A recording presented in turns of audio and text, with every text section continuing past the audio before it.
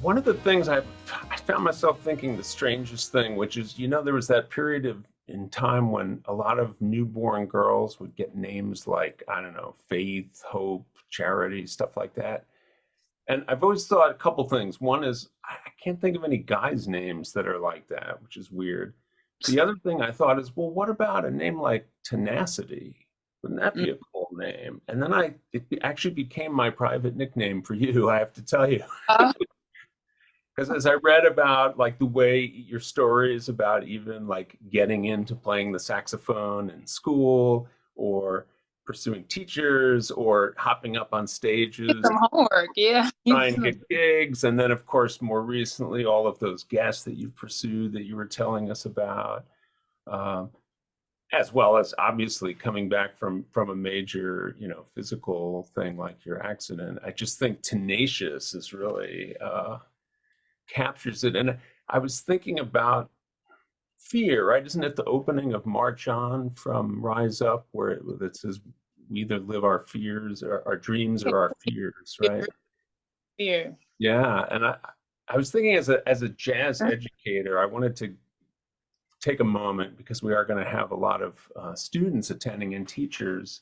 One of the things I noticed over the years was that the idea of improvising causes a lot of fear for young players.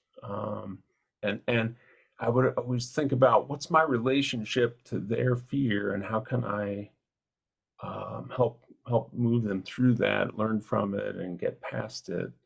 And I'm going to guess that the many tenacious things you've done over the years, you probably have sometimes felt some inner fears, because we all do. But what would you say to the younger players out there who are just getting to make this music about how to negotiate their own relationship to being afraid of that and moving through Yeah. that, learning from it?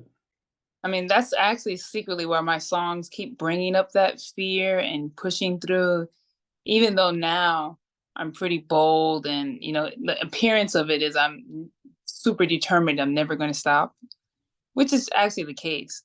But I started off completely afraid of improvisation.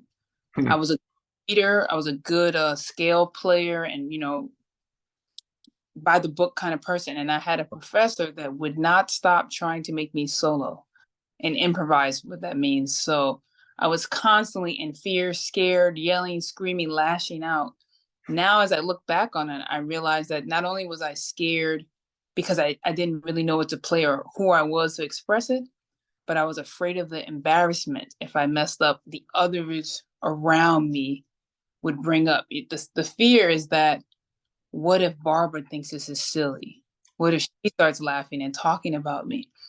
And you need some time to build up that muscle skill of just constantly failing. So I would tell somebody if they're just starting and they're scared of improvisation, especially in front of people, try doing it by yourself. And when I say by yourself, when you go to your practice schedule, if you're doing 30 minutes of long tones, 30 minutes of scales, turn on Spotify, anything, YouTube, any type of music, a song that you like. And when no one is there, let it rip. I mean, play whatever you think you can play along with it. It could be the wrong notes, right notes. Just make a pact with yourself and your parents.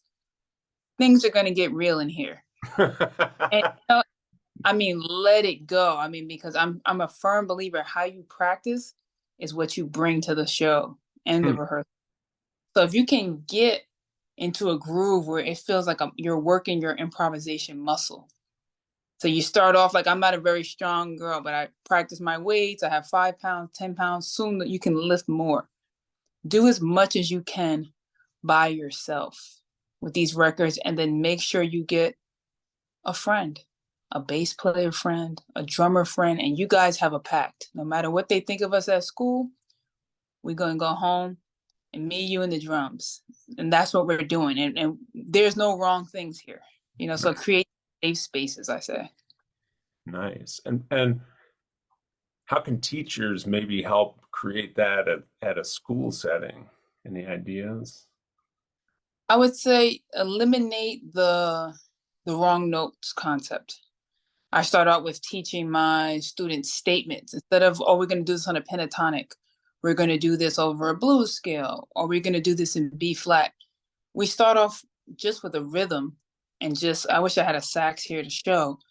Just teach your student how to make a, you come out on stage, the whole world's listening. What do?